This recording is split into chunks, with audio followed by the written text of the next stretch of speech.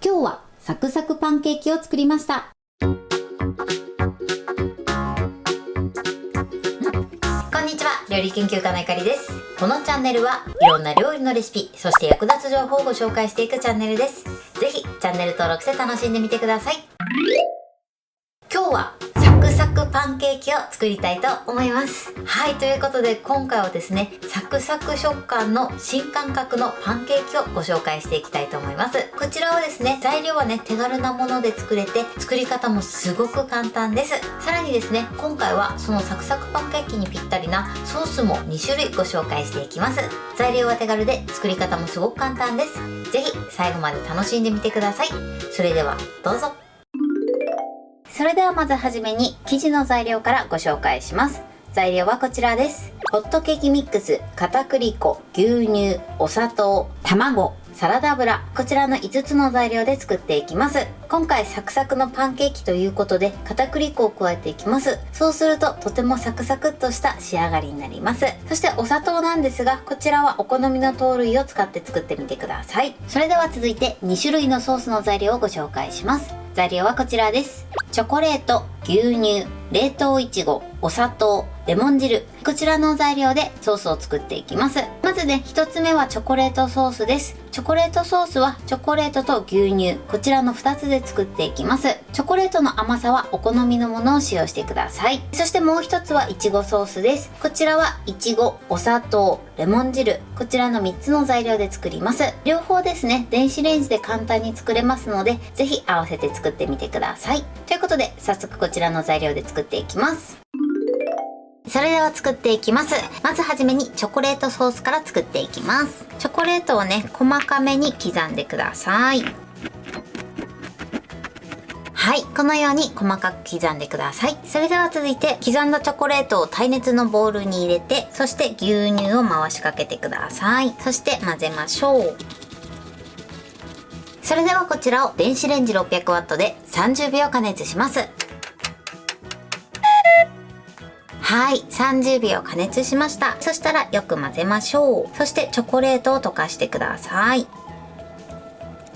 はい、このように綺麗にチョコレートが溶ければ OK です。もし30秒でも溶けきれない時は一旦混ぜてもう一度10秒ほど温めてみてください。あんまり温めすぎると焦げてしまう時がありますので注意してください。そしたらね、このまま冷ましたいと思います。それでは続いていちごソースを作ります。まずこちらも耐熱のボウルに冷凍のいちごを入れてください。そしてこの加熱するボウルなんですが、加熱している最中にたまに吹きこぼれてしまう時もあるので、少し大きめのね、余裕のあるボウルを使ってください。そうしましたらここにお砂糖、そしてレモン汁を加えます。そしてざっと混ぜます。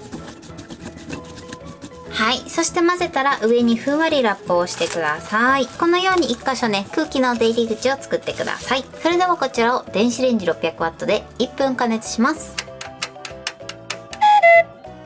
はい、1分加熱しました。そしたらラップを外します。ラップを外したらいちごを潰しましょう。この時まだ少しいちごが硬い場合はいちごが柔らかくなるまで加熱してみてください。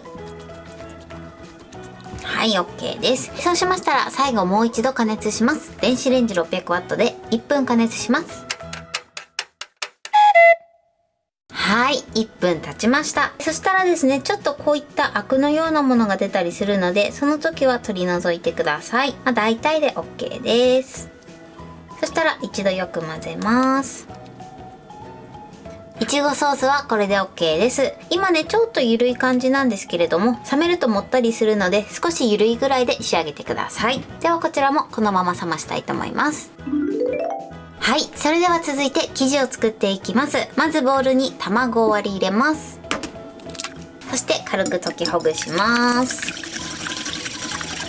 溶きほぐしたらここにお砂糖を加えてください。そしてお砂糖を加えたら手早く混ぜてください。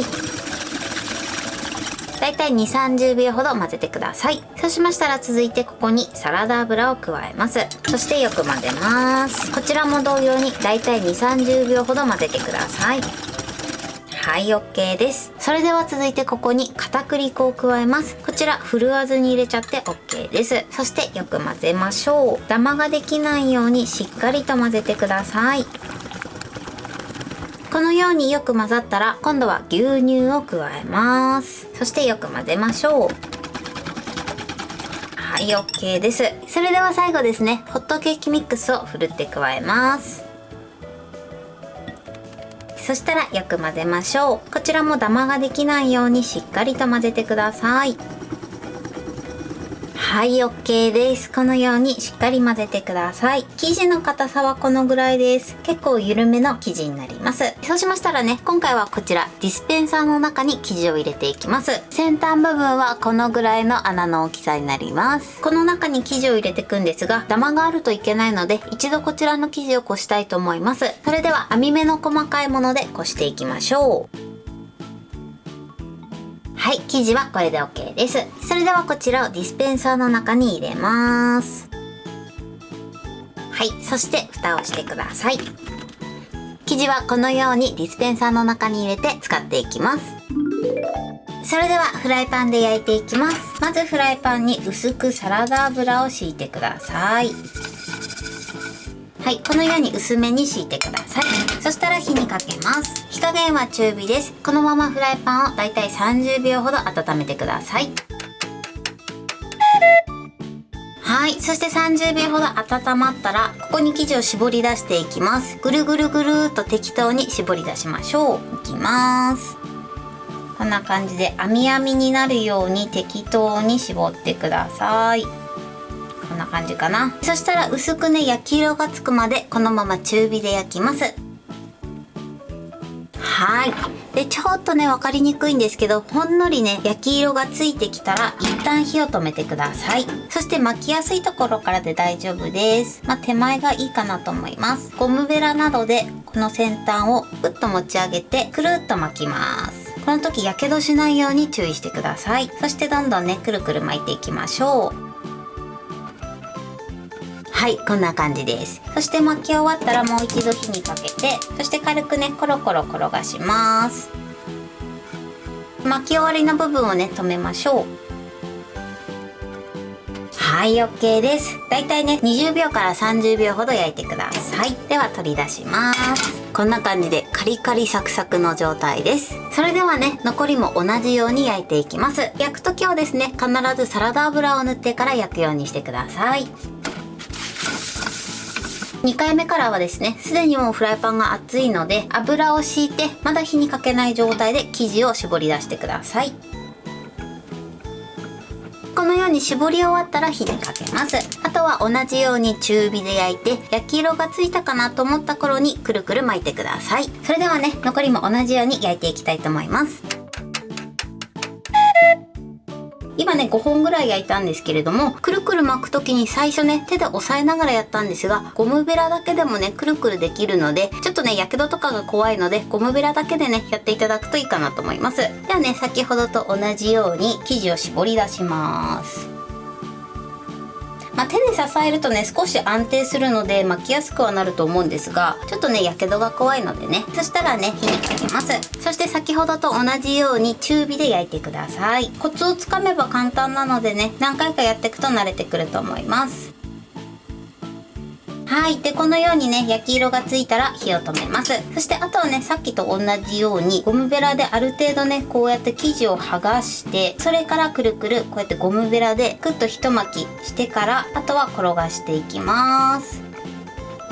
このぐらいまで来たらちょっとね、これをずらして、そして最後まで巻きます。はい、こんな感じです。なので最初ね、少しゴムベラで剥がしてからやっていただくと、ゴムベラだけでもくるくる巻けるので、ぜひこの方法でやってみてください。はい、ではまたね、焼きます。で、巻き終わったらまた同じように軽く全体を焼いてください。はい、 OK です。それではね、残りも焼いていきたいと思います。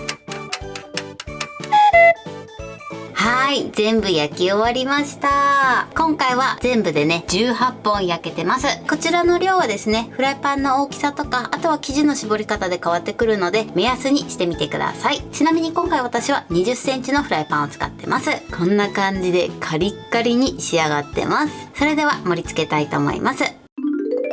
はい、これでサクサクパンケーキの完成です。こんな感じに仕上がりました。このようにいい焼き色がついてサクサクに仕上がってます。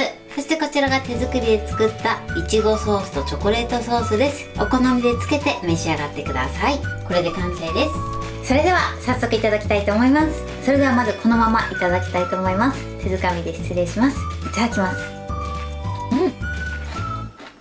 サクサクです。このサクサク感が最高ですね。では続いていちごソースをつけていただきたいと思います。いただきます。いちごソースもすごく合いますね。では続いてチョコレートソースでもいただきます。チョコレートもすごく合いますね。網網状になってるのでよりサクサクな仕上がりになってます。はい、ということで今日も美味しく仕上がりました。今回のサクサクパンケーキのポイントです。まず今回ですね、よりサクサクに仕上げるために生地に片栗粉を加えました。この片栗粉を入れていただくとサクサク感がアップします。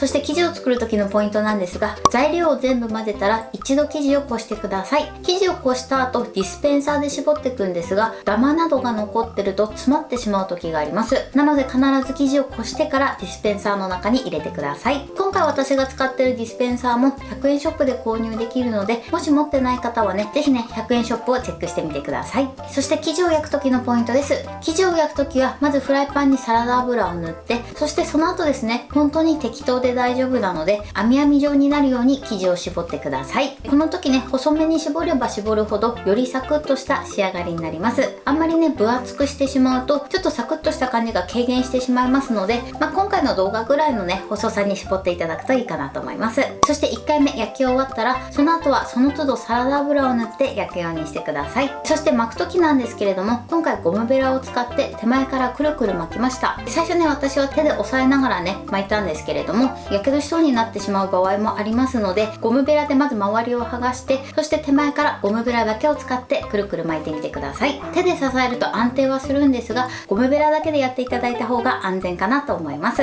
ただね、本当に巻く時はやけどだけには注意して巻くようにしてください。そして今回はソースを2種類ご紹介しました。どちらもですね、電子レンジで簡単に作れるので、ぜひ合わせて作ってみてください。チョコレートソースに関しましては、お好みのソースを使って作ってみてください。今回の生地の分量でいくと、20センチのフライパンで焼いて18本できました。こちらはフライパンの大きさや、あとは生地の出し方によっても変わってくるので、目安にしていただけたらと思います。